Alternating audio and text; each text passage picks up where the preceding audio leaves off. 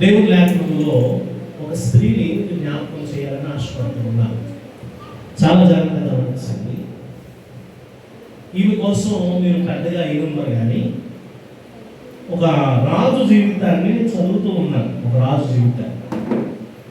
ఈ రాజు 8 సంవత్సరాలకే పాలన చేయడానికి సిద్ధపడిపోయాడు. ఎన్ని సంవత్సరాలు కానీ చెప్పాలందరూ 8 సంవత్సరాలు.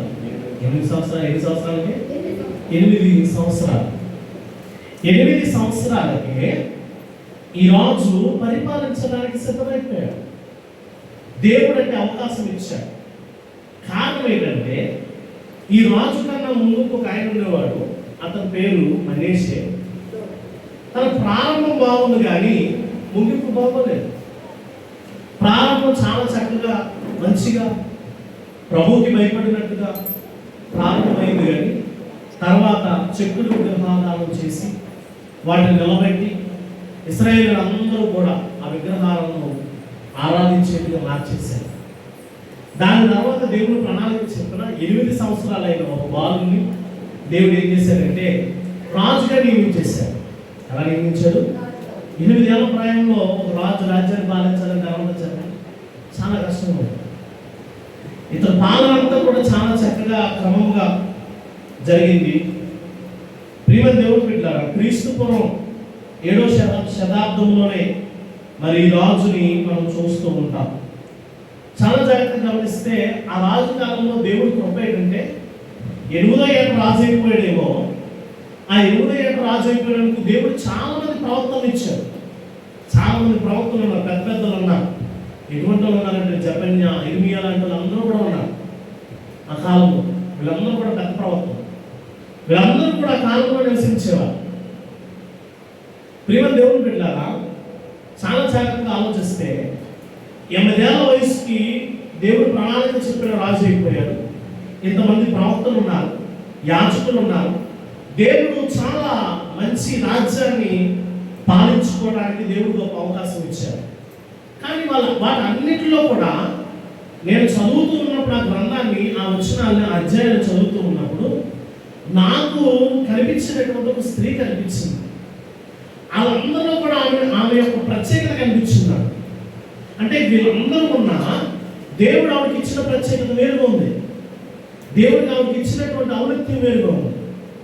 ఈరోజు కేవలము స్త్రీలు ఎలా ఉండాలనే కాదు, సంఘమంతా కూడా ఈ గుణగణాలు కలిగి ఉండాలి. మనం సంఘమంతా కూడా ఇటువంటి ఆలోచన, అభిప్రాయంతో నడుచుకునే వారిగా ఉండాలి. మనం ప్రియమైన దేవుడు పెట్టారు. ఎవరు ఈ స్త్రీ, ఎవరు ఈ రాజు అని ఆలోచన చేస్తే 8 ఏళ్ళకు రాజు అయినటువంటి వాడు, ఇశ్రాయేలుకు రాజు అయినటువంటి వాడు, యూదులకు రాజు అయినటువంటి వాడు ఎవరున్నారో తెలుసా? యెషయా. చెప్పండి అందరూ, చెప్పరా పేరేంటి? యెషయా. యెషయా పరిపాలనలో ఒక స్త్రీ, ఈమె యొక్క హోదా ఏంటో తెలుసా? ప్రవక్తి. ఈమె హోదా ఏంటండి చెప్పాలి. హోదా ఏంటి? ప్రవక్తి. చాలా మంది మగవాళ్ళు చూస్తూ ఉంటాం, ప్రవచనాలు చెప్పే వాళ్ళు ప్రవక్తలు. కానీ ఇక్కడ మనం స్త్రీ కూడా కనిపిస్తుంది. బైబిల్ గ్రంథంలో కొంతమంది ఆడవాళ్ళ అకౌంటెంట్ కూడా ఉంటుంది. కొంతమంది ప్రవక్తలుగా, న్యాయాధిపతులుగా, యుద్ధ సూర్యులుగా, ఆరాధితులుగా బైబిల్ గ్రంథంలో మనం చూస్తూ ఉంటాం. మొదటి ప్రవక్తి మనం చూసుకున్నట్లయితే మిరియాము దగ్గర నుంచి ప్రారంభమవుతుంది. అలా దేవుడు ఈ యెషయా కాలం వచ్చేసరికి ఈ ప్రవక్తిని నిలబెట్టాడు. ఎవరైనా పేరు చెప్పగలరా? మీరు ఎవరైనా చెప్పగలరా?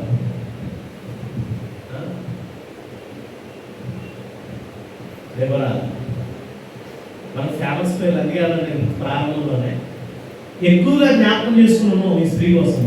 చదువులో ఏమన్నా అవగాహన కలుగుతుందేమో కానీ ఎక్కువగా మనం జ్ఞాపకం చేసుకున్నాం. చదువుదాం ఒకసారి బైబిల్ గ్రంథంలో నుండి ఈమె ప్రస్తావన. ప్రియమైన దేవుని బిడ్డలారా, 2వ రాజుల గ్రంథంలో ప్రస్తావించబడింది. 2వ దినవృత్తాంతాల గ్రంథంలో కూడా ఈమె ప్రస్తావించబడింది.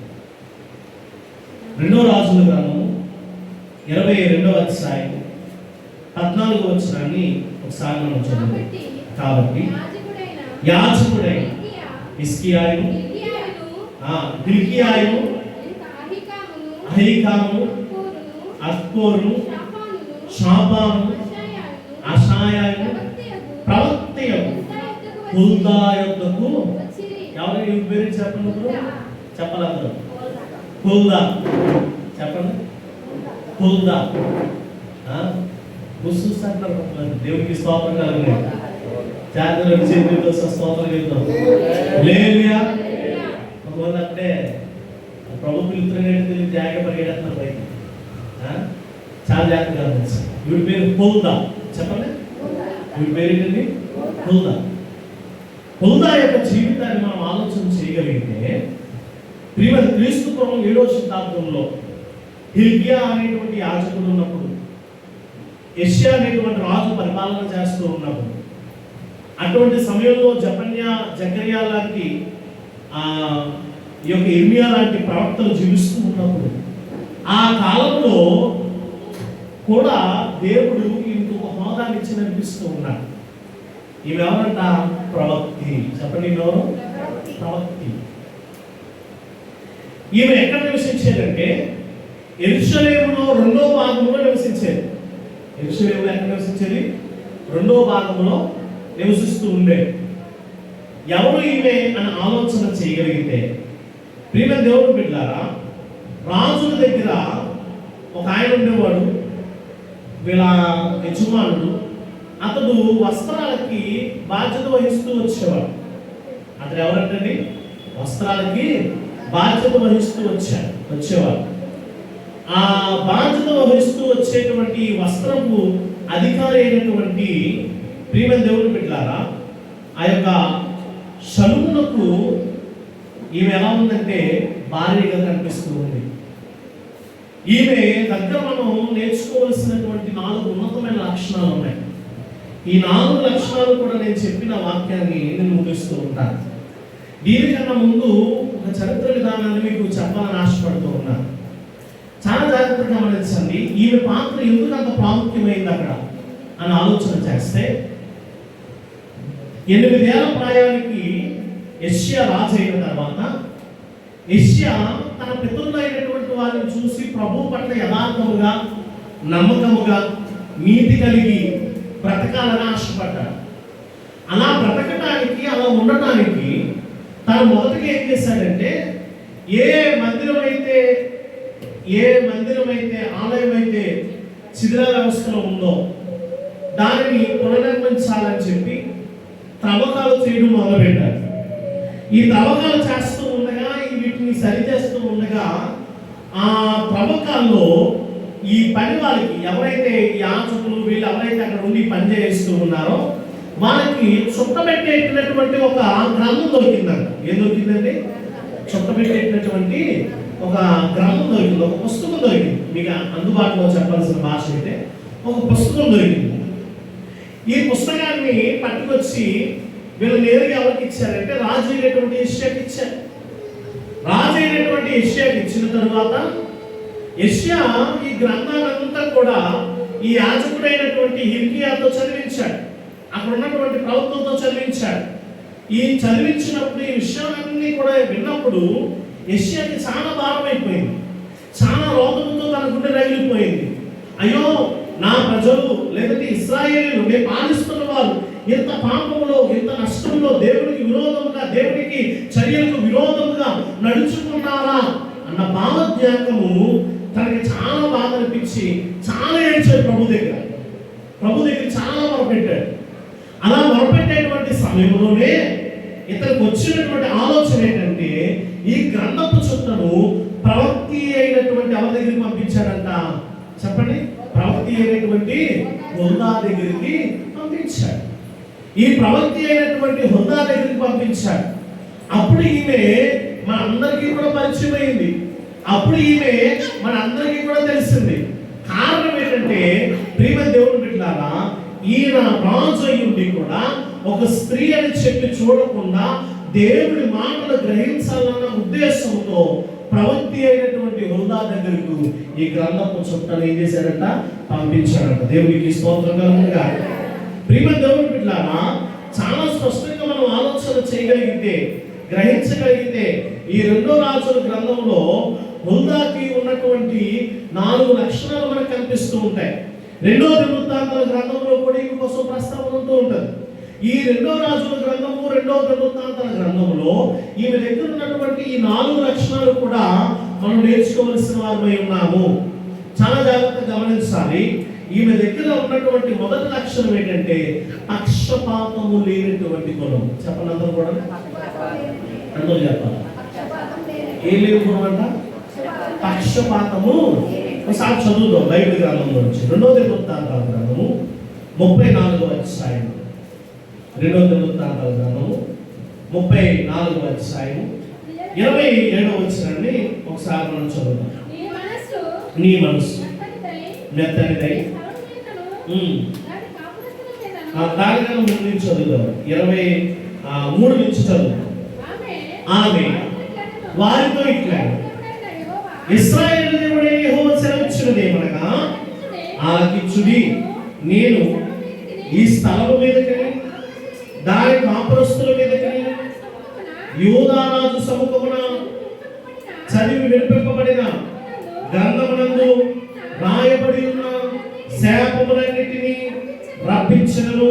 వారు నన్ను విసర్జించి ఇతర దేవతలకు ధూపము వేసి తమ చేతి పని వలన నాకు కోపము పుట్టించి ఉన్నారు కనుక నా కోపము ఈ స్థలం మీద మితి లేకుండా కుమ్మరించబడును. నా యొద్దకు మిమ్మును పంపిన వానికి యువాంత తెలుపుము. దేవునికి స్తోత్రం కలుగుగా. హల్లెలూయా. చాలా జాగ్రత్తగా గమనించండి. మొదటి గుణం ఏ గుణం అంటండి? పక్షపాతము లేనటువంటి గుణం. ఇప్పుడు ఈమె ఒక స్త్రీ అయి ఉండి అదే రాజ్యంలో ఉంటూ ఏ రాజు అయితే ఈ యొక్క గ్రంథపు చుట్ట పంపించాడో ఆ చుట్ట పంపించినటువంటి ఆ యొక్క గ్రంథపు చుట్ట పంపించినటువంటి రాజుకి ప్రియమైన దేవుని బిడ్డలారా అనుకూలంగా కూడా మాట్లాడచ్చు. అవునా కదా? అనుకూలంగా మాట్లాడచ్చా లేదా? కానీ ఏ మాత్రం కూడా ప్రభువు ఇచ్చినటువంటి ఆ వాక్యంలో తన స్వరము ఉన్నట్టుగా పలుకుతుంది. కారణం ఏంటంటే ఆమెకి ఎటువంటి కూడా పార్షియాలిటీ అంటారు, పక్షపాతం చూపించేటువంటి గుణం ఆమె దగ్గర లేదు. ప్రియమైన దేవుని బిడ్డలారా తన స్వార్థంతో ఏమాత్రం కూడా తను మాట్లాడలేదు. తన సొంత ఆలోచన ఏది కూడా వాళ్ళ దగ్గర పలకలేదు. చాలా ధైర్యం కలిగి ఒక మాట అంటుంది, నాకు నచ్చిన మాట తెలుసా? మిమ్మల్ని పంపించినటువంటి యూదా రాజు దగ్గర ఈ లేఖనంలో మీరు చదవండి అని చెప్తున్నటువంటి ఇంతగా వర్తమానం ఏంటి?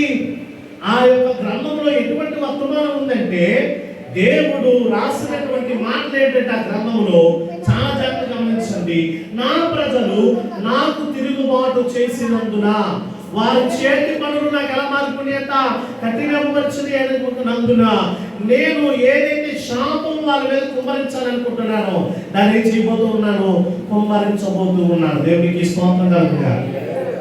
చాలా స్పష్టంగా ఈ మాట మనం గ్రహించాలండి. ప్రభు లేఖనం సెలవిస్తూ ఉంది, మనము కనుక దేవునికి విరుద్ధముగా నడుచుకుంటే ఏమనుభవిస్తామంటండి? శాపమును అనుభవిస్తాం. ఆయన శపించాలనేటువంటిది ఆయన ఉద్దేశం కాదు, శాపగ్రస్తులుగా చూడాలనేటువంటిది ఆయన ప్రణాళిక కాదు. కానీ దేవుడు ఇచ్చేటువంటి వార్నింగ్ ఏంటంటే నువ్వు దేవుడికి తగిన జీవితము జీవించట్లేదు, నువ్వు దేవుడికి తగినటువంటి నడతను నడుచుకోవట్లేదు. నీ జీవితంలో దేవుడికి విరుద్ధమైన పనులు చేస్తూ ఉన్నావు. నీ జీవితంలో దేవుడికి అనుకూలమైనటువంటి పనులు చేస్తూ ఉన్నావు. నీ జీవితంలో దేవుడు వద్దన్నటువంటి పనిని నువ్వు చేస్తూ ఉన్నావు. అది ఎవరికి నచ్చట్లేదు? దేవునికి నచ్చట్లేదు. మీకు ఒక దేశం ఉన్నటువంటి శాపాన్ని జ్ఞాపకం చేస్తాను. చాలా జాగ్రత్తగా గమనించాలి.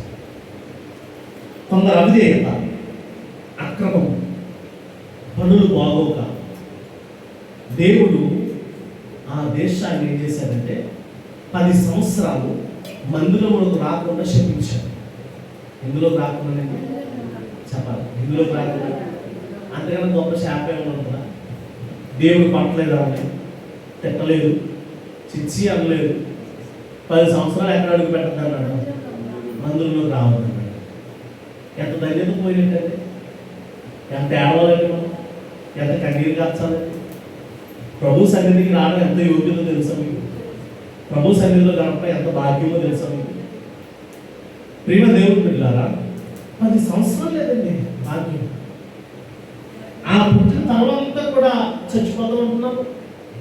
ఒక తరం అమ్మయ్య నివసించిందనేసరికి మళ్ళీ ఆ తరానికి పుట్టిన చచ్చిపోతూ ఉంటున్నారు. ఆ శాపం మనం వెంటాడుతూనే ఉంది. ఇక్కడి నుంచి ఒక ఆవిడ వెళ్ళిపోయింది, అక్కడ టెస్ట్ వేసింది. దేవుడు దేశంలో బెత్లెహేంలో కరువు వచ్చిందని చెప్పి వెళ్ళిపోయి అక్కడ కూర్చుంది. ఆ మోయాబుకి సంబంధించినటువంటి పిల్లలను పెళ్లి చేసుకుంది. సుఖం లేదు తన జీవితంలో. మయోబుకి ఏమైనా సుఖం ఉందా? సుఖం లేదు. భర్తను కోల్పోయింది ఆ దేశానికి వెళ్ళగానే. అక్కడ ఉన్నటువంటి స్త్రీలను వివాహం చేయగానే ఇద్దరు కొడుకుల్ని కూడా ఏమైపోయింది? కోల్పోయింది. కానీ అక్కడ ఉన్నటువంటి స్త్రీ నిజమైన దేవుడు ఎప్పుడో నయోమి ద్వారా తెలుసుకుంది. ఆ దేవుడిని పట్టుకుని ఎలా అంటే ప్రభు ఇచ్చిన వాగ్దానం సిరిమియా గ్రంథంలో రాయబడింది. 1000 తరముల వరకు తర్వాత ఆ ప్రభు సన్నిధిలో పరలోక రాజ్యంలో ఉండే అధికారం ఇస్తానని. దేవునికి స్తోత్రం. ఎన్ని తరాలకండి? 1000 తరాలకి ప్రభు సన్నిధిలో నివసించే అవకాశం. కేవలం ఒక స్త్రీ చేసినటువంటి ప్రార్థన, ఒక స్త్రీ చేసినటువంటి భక్తి, ఒక స్త్రీ నివసించినటువంటి విధానము తన దేశానికి, దేశ ప్రజలకు ఏం పోగొట్టిందండి? శాపాన్ని పోగొట్టింది. ఈరోజు మనందరము కూడా ఎవరన్నట? శాపగ్రస్తమైనటువంటి వారు. బైబిల్ గ్రంథం చెప్తుంది, రోమిలికి రాసిన పత్రికలో, నీతిమంతులు లేరు, ఒక్కడు లేడు, ప్రతి ఒక్కడు పాపము చేసి దేవుడు అనుగ్రహించే మహిమను పొందలే. అది శాపం. మనకి అర్థమవుతుందా? దేవుడు అనుగ్రహించే మహిమ పొందుకోకపోవడం శాపం. దేవుడు అనుగ్రహించే బహుమానము పొందుకోకపోవడం శాపం. దేవుడిచ్చేటువంటి రక్షణ అనుభవించకపోవడం శాపం. అటువంటి శాపము కలిగినటువంటి జాబితాలోనే, అటువంటి శాపము కలిగినటువంటి ఉద్దేశాల్లోనే, అటువంటి శాపము కలిగినటువంటి ప్రణాళికల్లోనే వీరు నాకు విరోధంగా నడుచుకున్నారు కాబట్టి వీరి మీద నేను శాపము ఇస్తాను, కఠినమైనటువంటి చర్యలు తీసుకుంటాను అన్నటువంటి ఆలోచనను ఆ గ్రంథంలో రాయబడింది. ఆ ఆలోచన పక్షపాతము లేకుండా ఈ స్త్రీ ఏం చేస్తుంది? హుదా వాళ్ళందరికీ కూడా చెప్తూ ఉంది. దేవునికి స్తోత్రం. మొదటి లక్షణంలో నేర్చుకోవాల్సిందే తెలుసా? మనలో ప్రభు మాట చెప్పేటప్పుడు ఏముండకూడదంట? మనకి పక్షపాతం ఉండకూడదు. చెప్పండి అందరూ, ఏముండకూడదు? పక్షపాతం. ఏముంటుందండి పక్షపాతం? ఇప్పుడు అసలైన మాట్లాడుతున్నాం అంటే శాపం కోసం చెప్పాడు. ఎగ్జాంపుల్, పక్షపాతం ఎలా ఉంటుందంటే, కొంతమంది అంటే ఫేవర్ అంటే ఇష్టపూర్వకం ఉంటుంది. కొంతమంది అంటే నచ్చలని అనుభవం, వాళ్ళతో అంత పరిచయం ఉండదు. ఈ ఫేవర్గా ఈ నచ్చేటువంటి వ్యక్తులతో ఏం చెప్తారంటే, ప్రియమైన దేవుని పెట్టారా, వారికి దేవుడు ఏమన్నా ప్రమోషన్ ఇచ్చి ఉద్యోగం కొంచెం అధికం చేశాడు అనుకోండి, మీ భక్తులు బాబు, మీరు చేసే ప్రార్థనలు బాబు, మీ ప్రార్థన ఏం చేస్తుందంటే మీ పిల్లలు కాపాడేస్తుంది, మీ ఉద్యోగాలు తెప్పించేస్తుంది, కొంచెం ఉన్నతమైన జాబ్లోకి వెళ్ళిపోతున్నారని చెప్తారు. ఇక నా పరిచయం లేని కుటుంబాలు ఉంటాయి, వీళ్ళకి ఏదో నష్టం కలిగింది అనుకో, అందుకేంటి ప్రభు సంపాదన చేయాలి, అందుకేంటి ప్రభు మాట నాది, అందుకే ప్రభుకు విరోధమైనటువంటి పనులు చేయకూడదు అంటే మీకు అర్థమవుతుందా? పక్షపాతం. ఒకే వ్యక్తి ఇష్టమైన వాళ్ళేమో ఆశీర్వాదకరంగాను, ఇష్టం లేని వారికి శోధన వచ్చినప్పుడేమో దేవుడే ఖండించాడన్నట్ట. ఇలా లేదు హుదా దగ్గర గుణం. ఈ గుణం ఎలా ఉందంటే పక్షపాతం లేనటువంటి గుణము అనే. దేవునికి స్తోత్రంగా ఉన్నాయి. పైగా ఈ మాట చెప్పడానికి తను ఏమాత్రం కూడా భయపడట్లేదు. మాట చెప్పడానికి ఏమాత్రం కూడా, చాలా మంది ప్రభు మాట చెప్పడానికి ఎంత భయమో, అవునా కదా? ప్రభు మాట చెప్పడానికి ఎంత బిగుతామో, ప్రభు మాట బోధించడానికి ఎంత భయమో, తిట్టడానికి వాళ్ళ భయాలు ఉండవు. ప్రియమైన దేవుని బిడ్డలారా, చాలా జాగ్రత్తగా గమనించండి. మన పనులు చేసుకోవడానికి భయాలు ఉండవు, మన నడవడికి నడుచుకోవడానికి భయాలు ఉండవు, సంపాదించుకోవడానికి భయాలు ఉండవు, ఊళ్ళో భయాలు ఉండవు. ప్రభువు ప్రేమిస్తారని ఎదుటి వారికి చెప్పాలంటే భయము, ప్రభువు యొక్క సువార్తను ఎదుటి వారికి చెప్పాలంటే భయము. పక్షపాతము లేకుండా ఏం చేసిందంట? ప్రభు మాటలను చెప్పగలిగింది. దేవునికి స్తోత్రం కలుగుతుంది. చాలా జాగ్రత్తగా గమనించాలి. హుదా దగ్గర ఉన్నటువంటి మొదటి లక్షణం ఏంటంటే పక్షపాతము లేనటువంటి. దేవునికి స్తోత్రం కలుగుతుంది. హల్లెలూయా. ఏమంటే మొదటిది పక్షపాతం లేదు. రెండవది 22వ అధ్యాయంలో సరే 16వ వచనం ఒకసారి చదువు. 2వ రాజుల గ్రంథము 22వ అధ్యాయం 16వ వచనం ఒకసారి చదువు. యెహోవా సెలవిచ్చినది ఏమనగా, యూదా రాజు చదివించిన గ్రంథంలో రాయబడి ఉన్న కీడంతటిని ఏది విడిచిపెట్టకుండా నేను ఈ స్థలం మీదకి దాని కాపురస్తుల మీదకి ఏం చేస్తానంట, కీడును రప్పిత్తును. ఈ జనులు నన్ను విడిచి ఇతర దేవతలకు ధూపం వేయచ్చు, తమ సకల కార్యముల చేత నాకు కోపము పుట్టించి ఉన్నారు కనుక నా కోపము ఆరిపోకుండా ఈ స్థలం మీద రగులు కొనుచున్నది. దేవునికి స్తోత్రం కనుక పక్షపాతం లేకుండా చెప్పింది మొదటిది. రెండవది ఏంటంటే దేవుని మాటపై సంపూర్ణ నమ్మకం ఉంచి చెప్పింది. ఇచ్చేది వారికే, కానీ చాలా ధైర్యంగా నమ్మకంగా ఉంది వారి. మనం కొన్నిసార్లు దేవుడు మాట్లాడుతూ ఉంటాడు, మనకి ప్రియమైన ఆలోచన కలగజేస్తూ ఉంటాడు. ఏదైనా పరిస్థితులు అలా జరిగేమో ఇది దీనికోసమే జరిగాయని దేవుడు ఒక ఆలోచన మనకి ఇస్తాడు. ఆ ఆలోచన మనం ఏం చేయాలంటే ధైర్యంగా అతను మనకి చెప్పడం. ప్రభు మాట మీద నమ్మకం ఉంచుతాడు. చాలా నమ్మకంగా చెప్తుంది శాపం కూడా. ఈరోజు ప్రియమైన దేవుడు బిడ్డలు ఏమంటుందంటే, ఇదిగో ఖచ్చితంగా మీరు విరోధంగా నడుచుకున్నారు కాబట్టి దేవుడు ఉగ్రత మీ మీద ఏమైంది ఉంది. దేవుడు కఠినమైనటువంటి చర్యలు మీ పట్ల తీసుకోబోతూ ఉన్నాడు. కఠినమైనటువంటి ఆలోచనలు తీసుకోబోతూ ఉన్నాడు. కఠినమైనటువంటి ఉద్దేశాలు తీసుకోబోతూ ఉన్నాడు. చాలా ఖండించి చెప్పిందండి నమ్మకం.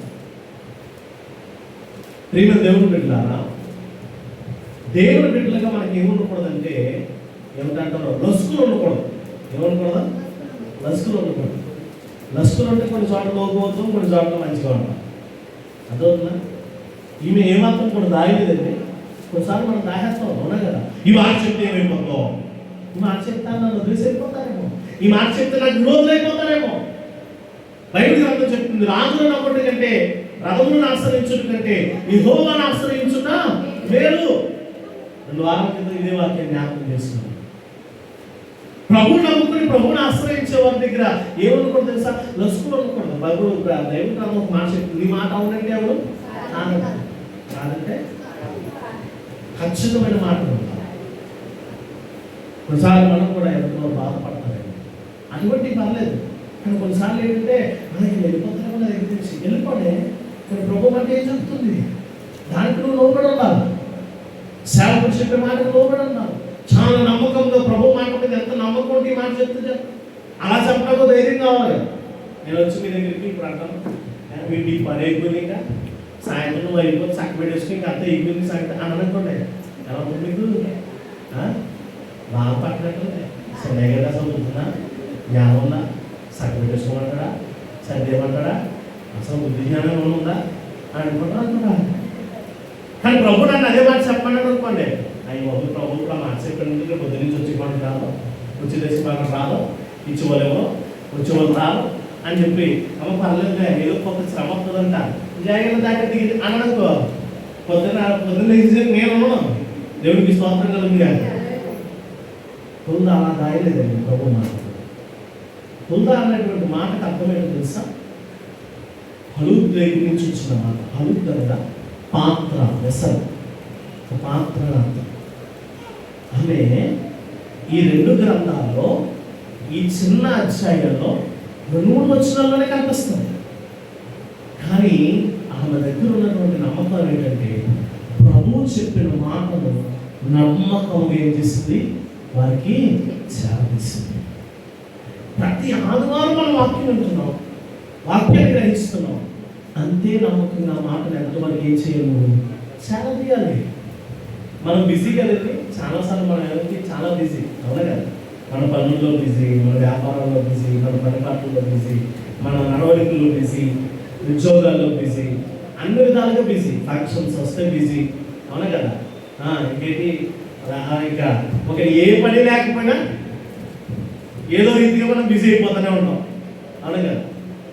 ఒక అతను వాట్సాప్లో ఏమని పెట్టాడంటే కింద క్యాప్షన్స్ ఉంటాయి కదా, క్యాప్షన్స్లో ఏమని పెట్టాడంటే ఐ ఆమ్ బిజీ అనేట్టు. ఏమని పెట్టాడు? I am busy. నేను అనుకున్నాను చాలా బిజీ ఏమో అనుకున్నాను. కానీ ఎప్పుడు ఆడు ఉంటాడంటే వాడు ఇంటికాడ ఉంటాడు, ఎప్పుడు కొని ఆటో వచ్చిన ఆడి ఇంటికాడ ఉంటాడు. ఏం చేస్తారంటే ఖాళీ అని అంటాడు. ఏం చెప్తామంటే కాదు. కానీ క్యాప్షన్స్ మాత్రం ఏముంటాయి? I am busy. ఎందుకేంటి బిజీ? గాలికి అలా తిరగడం బిజీ, శుభ్రంగా పడుకోవడం బిజీ, తినడం బిజీ. కానీ గమనించుకో, ఇవి కూడా వాస్తవానికి ఇవి నిజంగా బిజీయే. ఆయన గారి ప్రభు మాటలు ఉన్నట్టుగా బోధించింది. దేవునికి స్తోత్రం. ఏం లేవు కుటుంబాలు చెప్పండి. కుటుంబం ఈవిడ ఎంత ఉన్నతమైన కుటుంబంలో పుట్టినామో తెలుసా? ఎంత ఉన్నతమైనటువంటి కుటుంబానికి సంబంధించిన భారీగా పాత్ర పోషిస్తుంది తెలుసా? రాజు దగ్గర రాజ్యంలో రాజు వస్త్రాలకు సంబంధించిన బాధ్యత వహించేటువంటి వాడికి ఎలా ఉందంటే భారీగా ఉన్నాయి. ఎన్ని పనులు ఉన్నాయి, ఎంత చక్క పెట్టుకోవాలి. అయినా కానీ ప్రభు మాట కోసం వచ్చారని చెప్పి నమ్మకముగా యథార్థముగా ఆ మాట ఏం చేస్తుందంట? అక్కడ ఉన్న వాళ్ళందరికీ చెప్తుంది. దేవునికి స్తోత్రం. దేవుడు నీకు ఏదైనా నమ్మకంగా ఒక జ్ఞానం ఇచ్చాడు అనుకోండి, ఆ జ్ఞానయుక్తమైనటువంటి మాటలు అనేక మందికి నువ్వు నమ్మకంగా చెప్పాలి. ప్రభు మాట నమ్మకంగా బోధించాలి. తప్పేమీ లేదు ప్రభు మాట బోధించడం. చాలా మంది ప్రేమ దేవుడు పెట్టారా రక్షించబడమని అనేక మందికి చెప్పని అన్నాను. చెప్తామని చెప్తున్నాను. నమ్మకంగా చెప్పాలి. నమ్మకంగా చాలా మేము సువార్తకి వెళ్తూ ఉంటాం. కొంతమంది సేవకులు సువార్తను ప్రకటిస్తూ ఉంటాం. ప్రకటించినప్పుడు కొంతమంది సేవకులు ఎవరిని కూడా విమర్శించారు. చెప్తున్నాను. వాళ్ళు ఏం బోధిస్తారంటే ప్రభు దగ్గరికి రండి, మీ రోగాలు పడతాయి. ప్రభు దగ్గరికి రండి, మీకు ఉన్నటువంటి అప్పులన్నీ తీర్చబడతాయి. ప్రభు దగ్గరికి రండి, ఆయన విముక్తి కలిగజేస్తారు. ఇవన్నీ మాటలు చెప్తారు. మంచిదే, ఇవన్నీ యథార్థమైనటువంటి. కానీ నా దాకా వచ్చేసరికి నా ఆలోచన ఏంటంటే ప్రియమైన దేవుడుగా ప్రభువు దగ్గరకు రండి. రాకపోతే వచ్చే లాభాలు అవ్వచ్చు, కలిగే నష్టాలు ఉంటాయి. మంచి నరకాగ్నిలోకి వెళ్ళిపోతుంది. నీ జీవితం పతనమైపోతుంది. నీ జీవితం నాశనం అయిపోతుంది. నీ జీవితము అంధకారంలోకి వెళ్ళిపోద్ది. నీ జీవితము పతనాస్థితికి వెళ్ళిపోద్ది. ఇదిగో అజ్ఞానము పురుగు చావు అనేటువంటి నరకానికి నువ్వు లైసెన్స్ తీసుకున్నట్టే ప్రభు దగ్గర రాకపోతే, రక్షణ లేకపోతే పరలోక రాజ్యానికి ఏం లేదు, ఆ యొక్క అనుమతి లేదు. ప్లస్ చెప్పేటప్పుడు మైనస్ కూడా ఏం చేయాలి చెప్పాలి. అది అక్కడ మన నమ్మకం కనిపిస్తుంది. దేవునికి స్తోత్రం. చాలా జాగ్రత్తగా గమనించాలి. మన నమ్మకము ప్రభు మాటలను యథార్థంగా ఏం చేయాలో చెప్పేవాళ్ళు. ఇక మూడవది 2వ దినవృత్తాంతాల గ్రంథము 34 అధ్యాయం. 2వ దినవృత్తాంతాల గ్రంథము 34 అధ్యాయం 27 వచనం ఒకసారి మనం చూద్దాం. చాలా జాగ్రత్తగా. ఇప్పుడు దాకా యథార్థంగా దేవుడిచ్చే వార్నింగ్ లో చెప్పేసింది. ఇప్పుడు ఏమంటుందో చూడండి. నీ మనస్సు మెత్తనిదై ఈ స్థలము మీదను దాని కాపురస్తుల మీదను దేవుడు పలికిన మాటలను నీవు వినినప్పుడు నా సన్నిధిని నీవు తగ్గించుకొని నీ వస్త్రము చింపుకొని నా సన్నిధిని కన్నీరు విడిచినవి కనుక నీ మనవిని నేను ఆలకించుకుని నేను నీ పితరుల యొద్ద నిన్ను చేర్చుదును. నెమ్మది గలవాడవై నీవు నీ సమాధిలోనికి చేర్చబడదు. ఈ స్థలము మీదకి దాని కాపురస్తుల మీదకి నేను రప్పించు అపాయము నీవు కన్నులారా చూడవు. దేవునికి స్తోత్రం కలుగుగా. హల్లెలూయా. దేవుడు పెట్టారా వార్నింగ్ 2 మాటలు మనం జ్ఞాపకం చేసుకున్నాం. పక్షపాతం లేకుండా చెప్పేసింది హుల్దాయినటువంటి ప్రవక్త. రెండవది తన యొక్క మాటలు దేవుడి మాటలు నమ్మదగినట్టుగా దేవుడి మాటల మీద నమ్మకం ఉంచి అది ఖచ్చితంగా జరుగుతుంది. యథార్థం ఏం చేసింది? రెండవది ఆ మాటలన్నీ కూడా వివరించేసింది. మూడవది మనం చూసినట్లయితే ప్రభు దగ్గర తను ఏదైతే ఆ గ్రంథంలో నుంచి ప్రభు తనతో మాట్లాడాడో ఆ మాటల తర్వాత ఇక్కడ జరిగిన సంఘటన జరిగింది. అది చెప్పిన తర్వాత అప్పుడు నేను ఈ పాయింట్ వివరిస్తాను. యెషయా ఎప్పుడైతే ఈ మాటలన్నీ కూడా విన్నాడో ఈ హిల్కియా వీళ్ళందరూ యాజకులు అందరూ పడి అయ్యా ఆమె ఎలా చెప్పిందని చెప్పారో ఈ మాటలన్నీ కూడా పట్టుకెళ్ళి ఎవరు చెప్పారంటే రాజు చెప్పినప్పుడు యెషయా ఏం చేశారు తెలుసా? తన బట్టలు చింపుకొని ప్రేమ దేవుడు బిడ్డలను మోకరించి తాను తగ్గించుకుని ప్రభు దగ్గర ఏం చేశారంటే వేడుకున్నాడు. దేవునికి స్తోత్రం కలుగుతున్నాడు. యెషయాకి ఎంత మంచి గుణం ఉందని ఒకసారి ప్రేమ దేవుడు బిడ్డలు చాలా జాగ్రత్తగా మనం అందరూ కూడా ఆలోచన చేయాలి. మీకు ఇచ్చేటువంటి ప్రశ్న, మీరు ఈ ఒక్క స్థితిలో యెషయాకు ఉన్నటువంటి ఈ గుణాన్ని మీరు అందరూ కలిగి ఉంటారు. మీ పితరులు అన్య దేవుళ్ళని ఆరాధించేవారు, మీ కుటుంబాల యొక్క విగ్రహాలను జరుగుతూ ఉన్నాయి. మీ కుటుంబాల్లో చాలామంది ఇంకా విగ్రహాలను పూజిస్తూ ఉన్నారు. సత్యం తెలుసుకున్న మీరు వారి కొరకు ఏం చేయాలంటే ప్రభు దగ్గర ప్రార్థించే వారిగా ఉన్నారు, ప్రభు దగ్గర వేడుకునే వారిగా ఉన్నారు, ప్రభు దగ్గర కన్నీరు కార్చే వారిగా ఉన్నారు. తన పట్టణము ఏవైతే ప్రభువుకు విరోధముగా విగ్రహారాధన చెక్కుల విగ్రహారాధన చేసి వారిని మొరపెట్టారు, వారిని పూజించారు, ప్రభువుకు విరోధంగా బతికారు అనేటువంటి బొల్దా ప్రవక్తి చెప్పినటువంటి మాటను పట్టుకుని యెషయా తన బట్టలు చుట్టుకుని మోకరించి ప్రభు దగ్గర కన్నీరు కార్చి ప్రార్థన చేశారట. దేవునికి స్తోత్రం. అప్పుడు వెంటనే మళ్ళా ప్రభు ఎవరితో మాట్లాడుతున్నారు? ఈ పశ్చాత్తాప హృదయం కోసం చెప్పు అన్నట్టు మాటలు మళ్ళా ఈ హృదయాన్ని చెప్తూ ఉన్నాడు. ఏమని చెప్తూ ఉన్నాడంటే ఈ యొక్క చదవబడినటువంటి 27వ వచనంలో నీ మనసు మెత్తనిదై ఈ స్థలము మీద దాని కాపురస్తుల మీద దేవుడు పలికిన మాటలు నీవు వినప్పుడు నా సన్నిధి నీవు తగ్గించుకొని నీ వస్త్రము చుట్టుకొని నా సన్నిధి కన్నీరు విడిచితివి కనుక నీ మనవిని నేను ఆలకించితిని. దేవునికి స్తోత్రం కలుగుగా. దేవుడు ఎంత ఆశీర్వాదం వచ్చిన మనకి ఇచ్చాడండి. ఈరోజు చాలా జాగ్రత్తగా గమనించండి. మన జీవితాల్లో మన బ్రతుకుల్లో ఏదైతే శాపం మనం వెంటాడుతూ ఉన్నదని చెప్పి దేవుని సేవకుల్లో వచ్చిందో అదే సేవకుల్లో ఉన్నాం. ఆ మాటలు మేము మనం సరి చేసుకోగలిగితే మళ్ళీ వచ్చే మాట తెలుసా, మన మొరాగిస్తారు. దేవునికి స్తోత్రం. నువ్వు ప్రార్థన చేయాలి, నీ వారి కోసం, నీ కుటుంబం కోసం నువ్వు ప్రార్థన చేయాలి. ఈ మాటలంట యెషయాతోటి మళ్ళా రాసి పంపిస్తుందని మాట్లాడుతున్నాను. యెషయా, నీవు మనస్సును ఏం చేసుకున్నావు? మెత్తనితనం చేసుకున్నావు.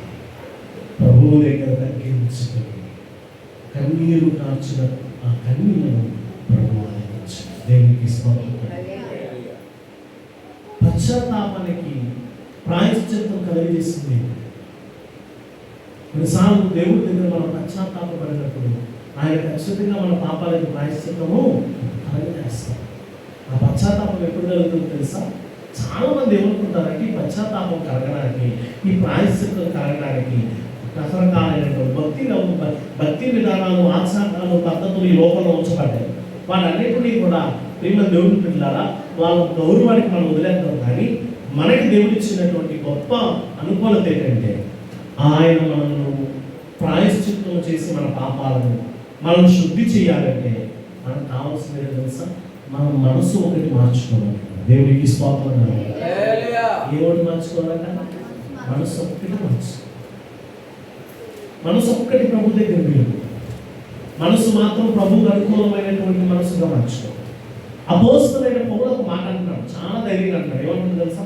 నేను క్రీస్తుని పోయి నడుచుకున్నాను కాబట్టి మీరు రెండు పోయి.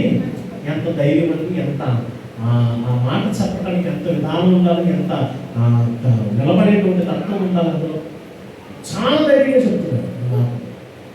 తగ్గించుకొని మనసు మార్చుకొని. ఈ మాట విన్నప్పుడు యెషయాకి చాలా బాగా అనిపించింది.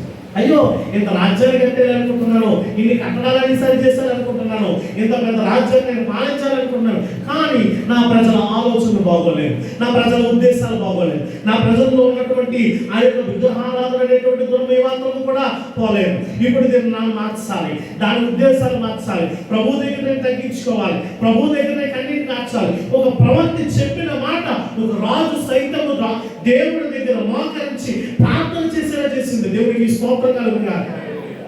ఈరోజు నువ్వు చెప్పే మాట ఎదుటి వారి జీవితాలను మార్చే విధంగా ఉండాలి. దేవుడికి స్తోత్రం కలుగుగా. దేవుడి ద్వారా తల్లిదండ్రులందరికీ కూడా దేవుడు ఒక మాట చెప్పాడు. ఎపిసోడ్ రాసిన ఏదో తెలుసా మాట? నీ పిల్లలకి ఏం రాకపోతాను చెప్పాలి. నీ పిల్లలకి ఏం రాకపోతే కోపము. ఎదుటి వాళ్ళకి కూడా కోపం రేపే మాటలు మాట్లాడకూడదు. నువ్వు మాట పలికితే ఆ మాటను బట్టి అవతల వ్యక్తి మార్చబడి ఎక్కడికి వచ్చారా? తగ్గించుకుని జీవించాలి. తగ్గించుకుని జీవించాలి. బైబిల్ గ్రంథం చెప్తుంది, తను తాను తగ్గించబడిన వారు ఏం చేయబడతారంట? రాసిన అతను నా నామమును ఎరిగి ఉన్నాడు కనుక నేను అతన్ని హెచ్చించి గొప్ప చేశాను. దేవునికి స్తోత్రం. ఎంత గొప్పదండి. ఈయన చెప్పిన మాటలు ఒక రాజు ఎక్కడ తీసుకొచ్చేసింది? తగ్గింపు జీవితంలో తీసుకొచ్చేసింది. మనం మాట మాట్లాడాలంటే ప్రేమ దేవుడు పెట్టారా, నిప్పు చల్ల ఎక్కడదో తగ్గింపు జీవితంలో అనుభవిస్తుంది. తగ్గింపు జీవితం కలిగి ఉండాలి. మన జీవితాలు తగ్గింపులోకి వెళ్ళిపోవాలి. ప్రేమ దేవుడు పెట్టారా, ఇలా అంటున్నాను కాదు. చాలా మంది ఏంటంటే రెచ్చగొట్టే ప్రవక్తలతో మాట్లాడుతూ ఉంటారు. అలా మన మాట ఉండటానికి వీలు లేదు. అలా ఉంటే మనం దేవుడి పిల్లలకు పిలవబడం. మన మాట ఎలా ఉండాలంటే ఎదటి వారు ఒకవేళ తెచ్చుకోవడం తర్వాత విషయం.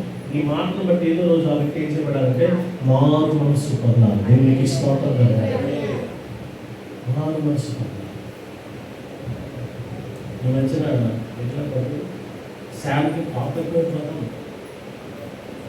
ఇంటికి వచ్చేసి వాళ్ళు ఎలా కడుతున్నారు, నేను ఎలా కడుతున్నాను, వాళ్ళు అలా చేస్తాను, అందుకే నేను ఎలా అన్నాను అన్నాను. నువ్వు మాట్లాడుకుంటూ వచ్చాను. ఏం చేయాలి? మాట్లాడుకుంటూ వచ్చాను. మీకు ఒక మంచి ఉదాహరణ చెప్తాను, చాలాసార్లు చెప్తాను. ఈ ఉదాహరణ అందులో కూడా గుర్తుపెట్టాను. కేరళ ప్రాంతంలో త్రివేంద్రం అనేది ఒక పెద్ద సిటీ ఉంటుంది. ఆ దేవాలయంలో ఏనుగులు ఏం చేస్తారంటే ప్రదక్షిణ తీసుకెళ్తారు.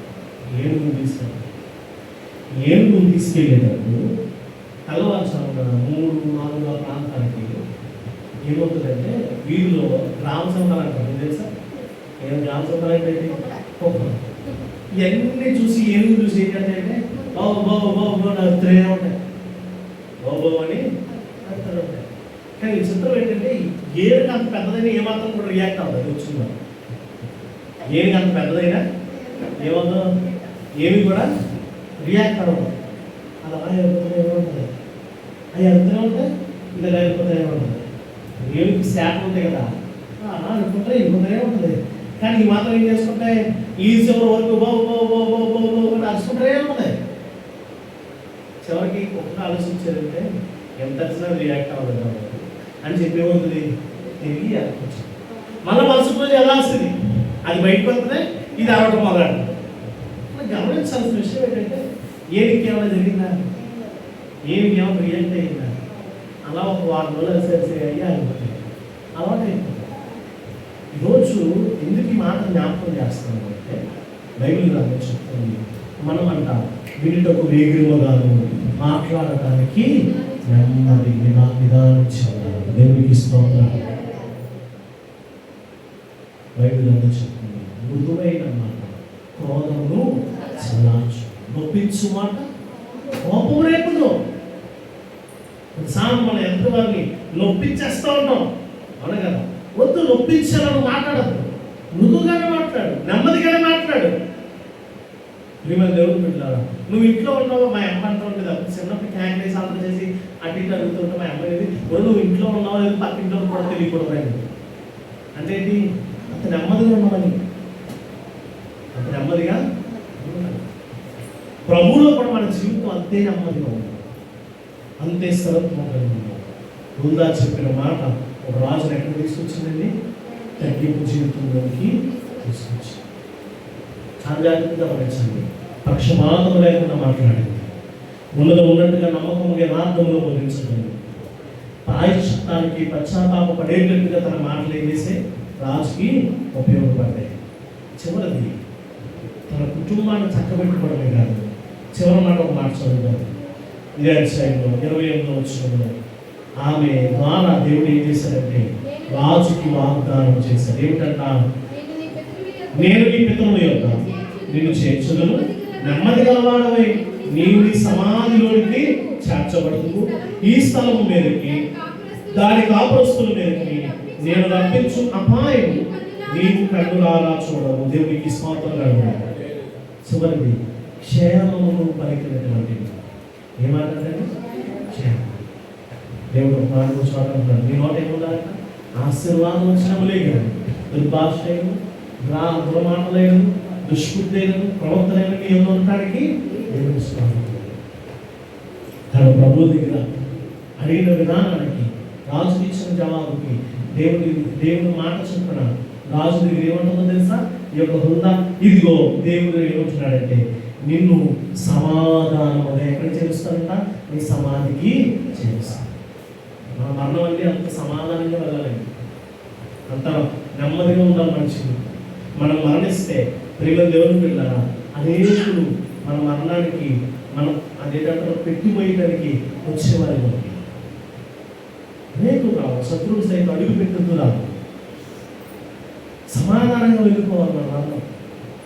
ఎటువంటి అబద్ధాలతోటి, భేదాలతోటి, ఆత్మహత్యలతోటి, లేదంటే ఒత్తిళ్లతోటి మన మరణం ఉండటానికి చాలా జాగ్రత్తగా గమనించాలి. ఆలోచన చేయండి. తర్వాత ఏం ఉచ్చరించిందంట? సమాధానకరమైన ఆశీర్వాదకరమైన వాగ్దానంతో కూడినటువంటి మాట.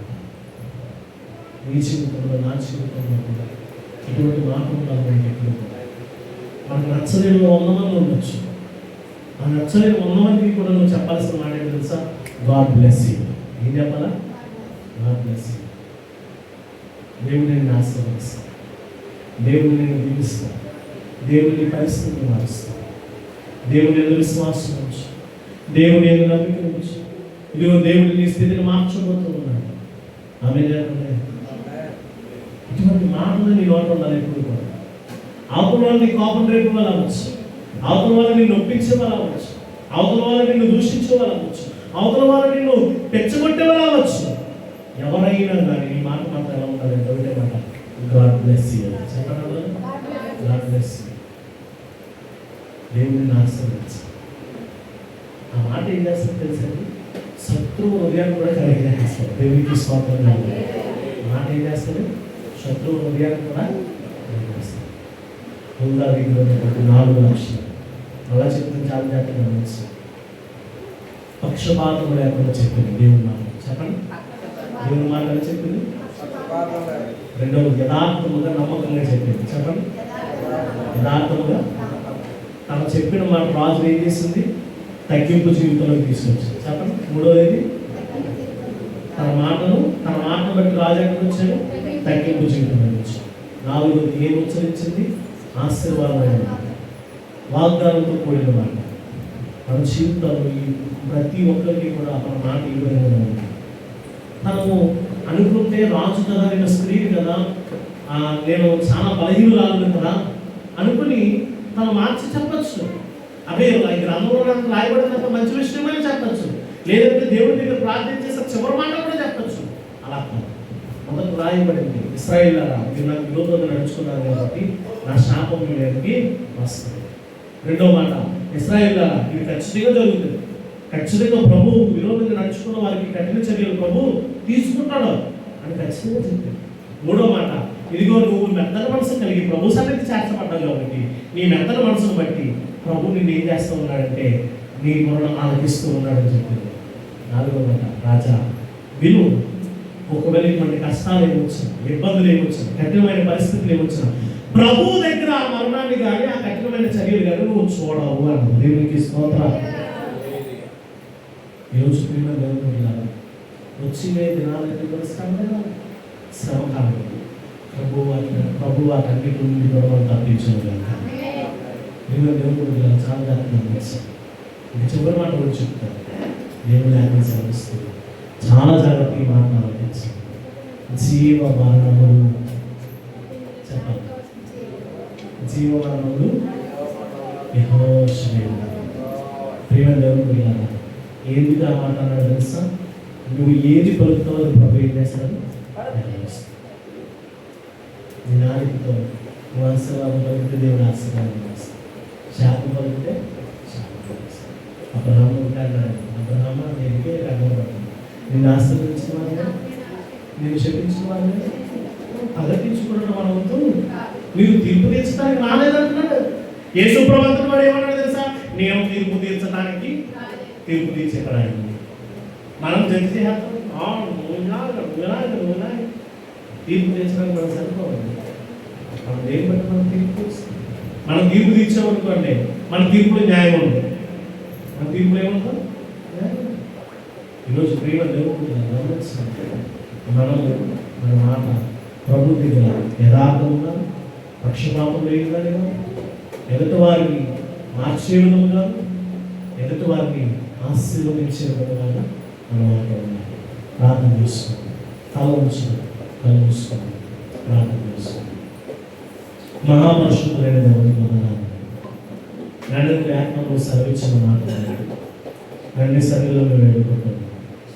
తుందా దగ్గర ఒక ప్రవక్త అయిన నీ మాటలు నాయన ప్రభా పక్షపాతం లేకుండా చెప్పు. నీవు ఇచ్చిన మాటలు నాయన నమ్మకంగా యథార్థంగా బోధించి నాయన నీ మాట ఆ స్త్రీ నోట పలకగానే రాజు తను తగ్గించుకుని ప్రభు దగ్గర వేడుకునేటువంటి పరిస్థితిని తీసుకొచ్చాడు. నాయన నువ్వు ఇచ్చావు మాట, ఆ మాటను బట్టి రాజే ఆశీర్వదించబడేటట్టుగా మాట్లాడబడి ఆయన మన నోటటువంటి మాట వచ్చింది. నాయన నువ్వు ఏ మాట చెప్పినా పక్షమాయం లేకుండా ఏ విధమైనటువంటి వ్యాధం లేకుండా మేము ప్రకటించడానికి సహాయించి ఇటు గొప్పలు చూపించాలి. ప్రతి ఒక్కరూ కూడా బృందాల్లో ఉన్నటువంటి గుణగణాలు కలిగి జీవిస్తాం.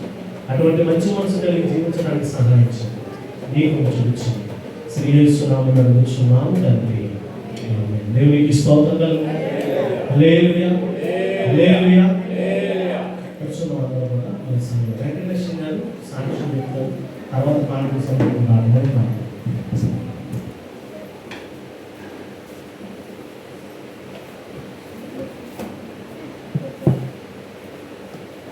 దేవుని నామానికి వందనాలండి. పెద్ద జంక్షన్ 5 వందనాలు.